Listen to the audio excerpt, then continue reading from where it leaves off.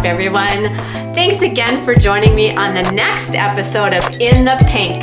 And if you are not familiar with what that term means, that is a term that was coined way back in the 1500s, before pink was even a color, and it had to do with wishing someone their optimum health and happiness. So this week we are going to talk about gut health, and we are filling in that blank with celiac disease. But first, we're always going to start out with a what we know. So my first what we know. We know that celiac disease is a pretty common food intolerance, affecting about 0.7 to 1% of the population in the US. And my next what we know that research is indicating that both the immune system and a genetic connection are attached with the celiac disease.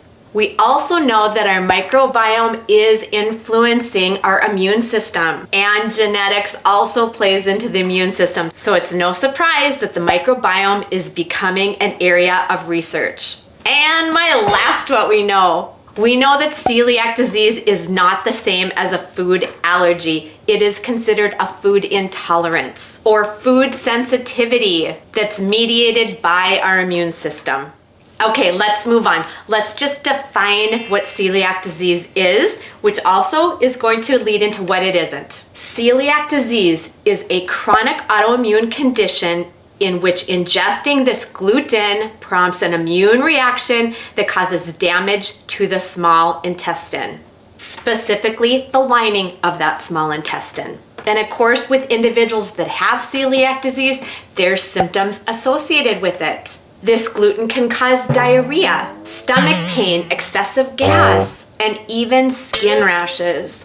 And over time, it causes damage in our intestines, which then impairs their ability to absorb nutrients. Now, some people test negative for celiac, but they still have a reaction to gluten. This is considered non-celiac gluten sensitivity. And the symptoms are very similar, even maybe adding on a couple like brain fog or joint pain. But the difference is they don't have that autoimmune response. All right, let's move on. Let's move on to the guts roll in all this. But first, let's back it up and talk more about gluten. Gluten is a mixture of proteins, and we find it naturally in grains like wheat, barley, and rye. And this protein gluten is the one responsible for elasticity and such in bread, giving it that chewy texture and even ability to rise. And there are two major proteins that make up this gluten: gliadin and glutenin. And gliadin happens to be the one responsible for this reaction. Now, if you recall, our immune system is going to react to substances it considers as foreign, and it recognizes this as harmful and therefore causes inflammation. It is our body's natural self-protection mechanism. And acute inflammation, not a problem, but chronic inflammation, this is a problem. Studies have consistently demonstrated that gluten significantly increases intestinal permeability in people with celiac. So let's talk a little bit about intestinal permeability. Zonulin is a protein that is responsible for gut permeability, and it regulates these tight junctions within the intestinal walls. Now, when zonulin is released into the intestines, it opens up these narrow or tight junctions within that lining. And even though it's only a slight change, it's allowing these larger particles to seep through the intestinal wall.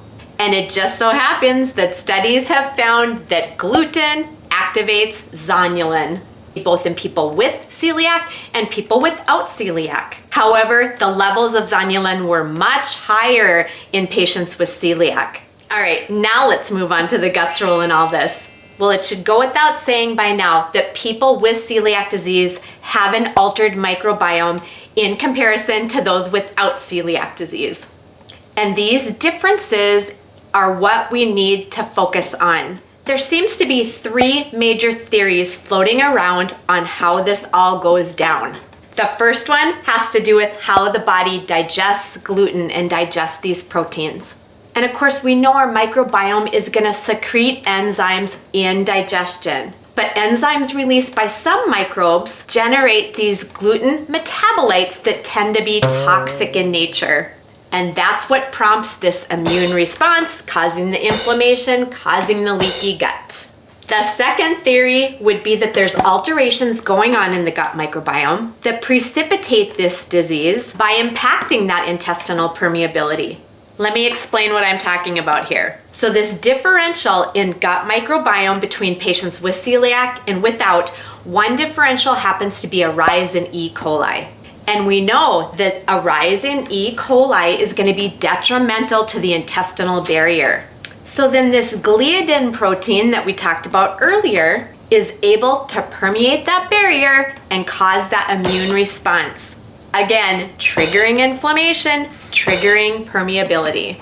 And the third and final theory out there would be how the gut microbiome influences this celiac disease just through the inflammatory process. So let's break that one down a little. Bacteroides fragilis. Again, one of these bacteria known to be in higher concentrations in celiac patients. And this microbe alone, we know, promotes a greater production of inflammatory metabolites during just the digestion of gluten.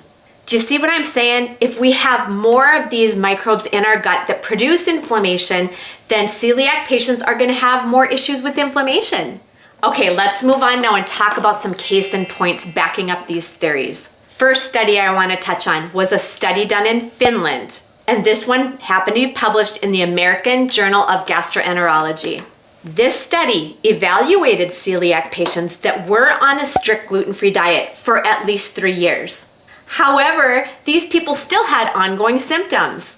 Now, these patients' lab results and biopsies all were normal, but they still had symptoms. Now, what the researchers found is that in these celiac patients that were still experiencing symptoms, even though not getting the trigger, gluten, in their diet, had different gut microbes. They had dysbiosis, meaning their gut microbes were out of whack. They were out of balance in comparison to those patients that also were involved in the study but had no symptoms. And it wasn't just this study. Several studies have also indicated the same results. In fact, to the extent that studying these specific bacteria even determined what symptom profile was experienced by these patients. Because yes, the symptom profiles can differ. Some may have headaches, some may have joint pains, some may only have these GI symptoms and they're tying them to specific microbes. And another thing they found in this Finnish study, these patients with the symptoms also had less gut diversity. In fact, that bacterial makeup of those people with the ongoing symptoms resembled that of untreated patients. And if you recall, these patients were on a strict gluten-free diet for at least 3 years. Okay, let's move on to another study. This one was dealing with infants. And it compared the gut microbiome of all these infants and those who took on a trajectory of developing celiac compared to those who took on the trajectory of not developing celiac.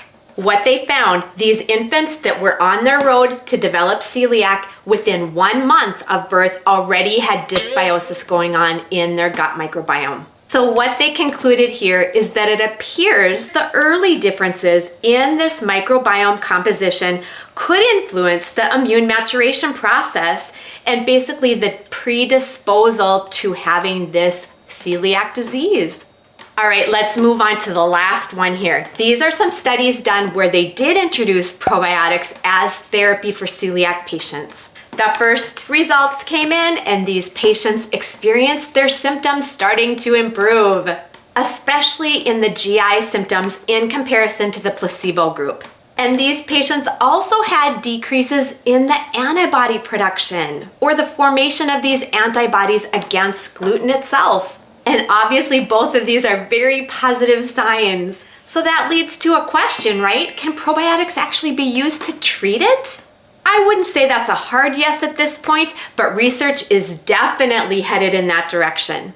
All right, one more quick study to talk about that. There was a study done on kiddos.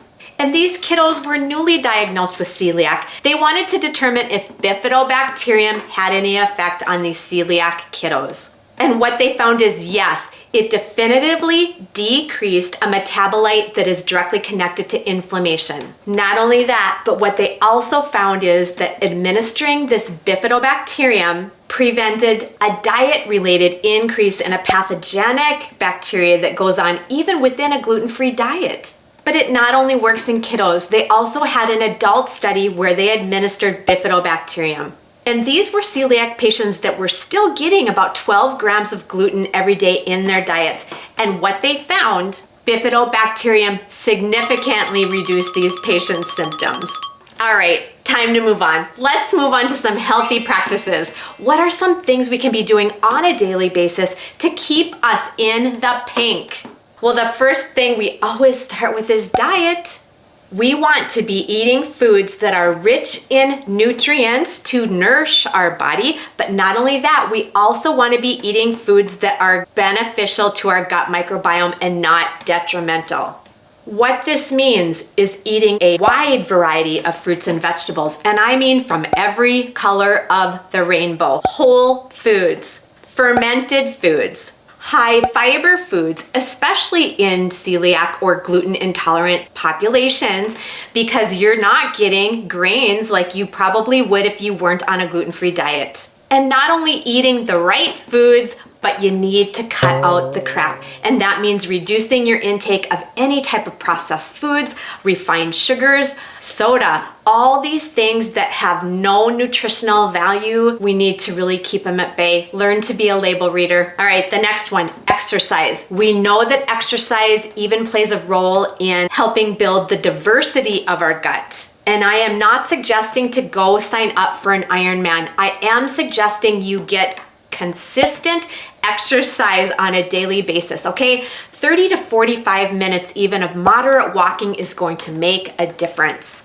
The next one, sleep. There are ongoing studies that getting appropriate amounts of sleep also is beneficial in our gut microbiome. And we know the converse is true. If we're in dysbiosis, we are gonna struggle with sleep.